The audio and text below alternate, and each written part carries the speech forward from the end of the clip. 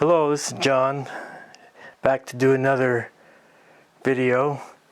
Today I'm thinking about doing a video on just how I got my interest in film and kind of my story of how I kind of got my interest, I guess.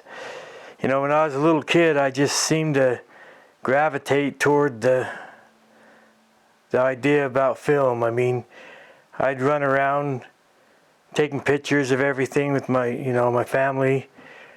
I borrowed my mom's 8mm, it's a Kodak 8mm, double 8 I think it was, and was running around making little home movies and just stuff like that. It's just, I don't know, I just kind of liked it, and every time if we went on a trip, I'd be taking pictures, and that's what I like to do. But I like the motion pictures too. I mean, I like photography, and I like the motion picture too. And I wanted to be able to show these movies, so I had to find a way to get a projector. And so I ended up going to Kmart, and with some help of my parents, I was able to lay the projector away, and I'd pay on it whatever I could with my allowance or whatever it was. I could pay on it. And come Christmas time, my mom decided that she was just going to get it out for me. And so she paid it off. And I was able to get my projector for Christmas. And so I was able to show some of my home movies. That was kind of fun. I really enjoyed that. I wore that projector out, by the way. I ended up getting some other projectors later on, but my first one was pretty cool. I mean, it was pretty easy. I mean, it was just auto thread. It worked out really quite well, actually. But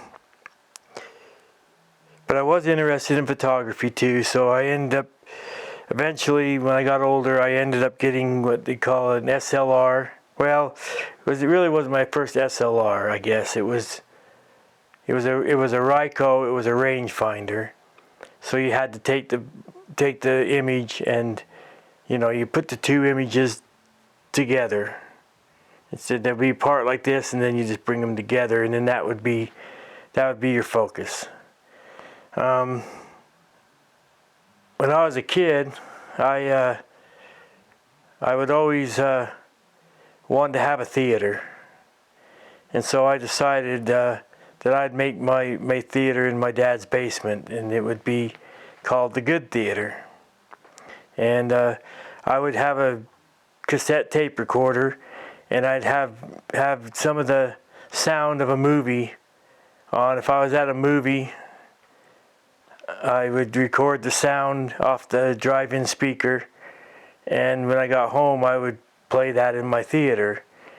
And sometimes I'd use my 8mm projector to show some of the movies like that. I would do that too.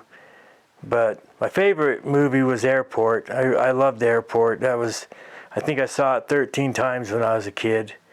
It had always come back. And that's kind of where I met the guy at the Country Club Theater. He was a projectionist there, an old guy, and every once in a while, well, to tell you the backstory, I mean, my mom we'd always go to the movies, and I'd always be looking back, because I wanted to see what was going on back there. See my projector back there? That's what I wanted to see, is what was going on there. And so my mom would say, well, turn around and watch the movie. And I go, well, I'm kind of interested in that. And so as things went on, I would go to the movies sometimes, by myself or with my sisters. And so one day I decided I'd go up these stairs and see if I could talk to the projectionist. And I talked to this old guy. I wish I could remember his name now, but I can't. But he worked at the Country Club Theater. He was the projectionist, and he was running 20-minute reel carbons at the time. And I talked to him, and so every once in a while when I went and saw a movie, a lot of times I'd go up and talk to him, and became friends. And I told him one day, you know what, I want to do this someday. And and then years passed. I finally graduated out of high school, and I said, well, you know what, I'm bound and determined now to get a projectionist job. I'm going to find a way to get a projectionist job. So I went all over, asking every theater about I could go to say, hey, I want to do this. And finally I found this man at the Lakeside Cinemas. He actually owned the bowling alley next to it at the time. And so I talked to him, and I says, I'd even do it for free. I'd train for free if you just let me do this. And so he decided to give me a shot, and I started working at the Lakeside Cinemas. I trained, and I was able to start running projectors. I mean, that was actually pretty cool. And I thought, I told this old guy that I was going to do this someday, and now I'm doing it. And years later, I think I did talk to him and told him, what had happened, and he was kind of happy for me. He was kind of excited. So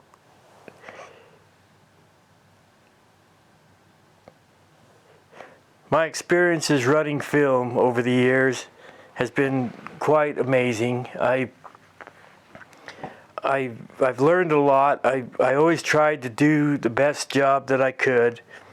I wanted to always try to run the film without scratching, without, having problems.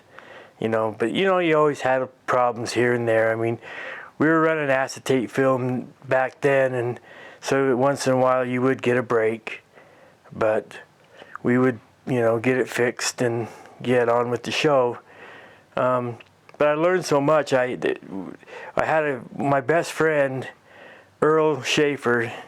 He used to come to the drive-in when we had, maintenance issues that we needed to have fixed, and I started talking to him, and I started, befriending him, and he became pretty good friends over the years, and then after years went by,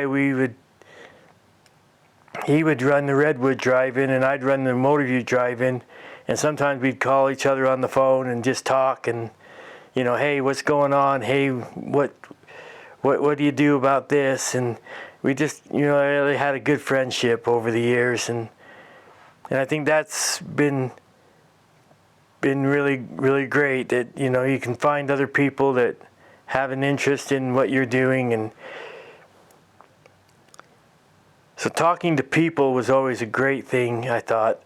Talking to people, I thought, man, they would come up to the booth and they would just gawk in there and they'd look and they just want to know what's going on. So I'd let them in and I'd show them kind of around what was going on, and they were just so excited. They just was amazed at how it all worked. And so that was one of the real fun things that I had when I was running projectors in the theaters, was, just the people and how interested they were. And another thing I really had fun doing is, I just remember the adrenaline rush.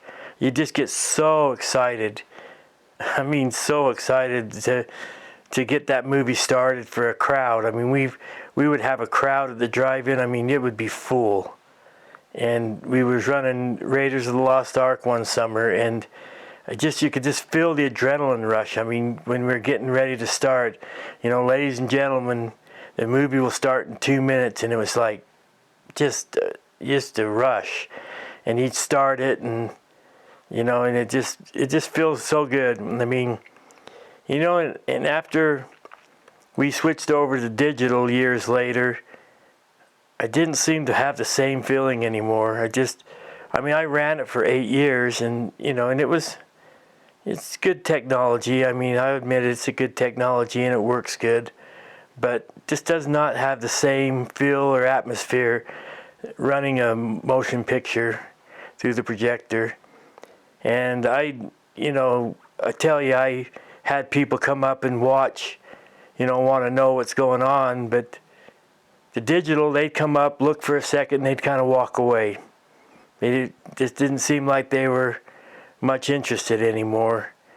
And and I don't blame them. I mean, it's just a box sitting there. I mean, pretty amazing, I guess, what it does. I would say, that, but the film just seemed to always catch people's eyes, because that's something physical, moving through the projector, and how does that work? And it's so cool, But anyway, I just wanted to sit here and talk to you a little bit about my excitement for the film, and then so now, fast forward, I have got my own theater now, and the excitement's a little bit back now. I mean, it's back. I mean, and it's cool. I bring people over here, and all of a sudden it's exciting again, and it's people are interested in it, and I think people have always been interested in film. They like it, but I think they just go toward what's the now, I guess, but they still have a keen interest for. So when I bring people over here to watch movies, they're quite amazed at the whole situation. And my dream came true, to be able to build this theater and be able to show movies as they once were. My theater probably runs movies like they were probably in the 90s and probably early 2000s till the digital, because I have all the sound formats. I have SDDS, and I have DTS, and I have the analog SR. I don't have Dolby Digital. I have a reader for it, and I could put it in, but I just don't know where to fit it right now. And I just kind of like running the SDDS right now. It's the Sony. It's a good system. I play most of my films in SDDS if they have that on the film, and then if they don't have that on the film but they have DTS, then I'll play DTS, and then of course if none of those are on there, then I'm back to analog. But anyway, I just thought I'd sit here and talk a few minutes, and I hope if you like what you're seeing, and thank you for all the subscribers lately. I appreciate that. The interest is growing, and I do appreciate it. And if you like and subscribe, and hit the bell if you want to be reminded when I do put another video up, I'd appreciate that. So anyway, I'll see you on the next one. I hope you got something out of this. Thanks.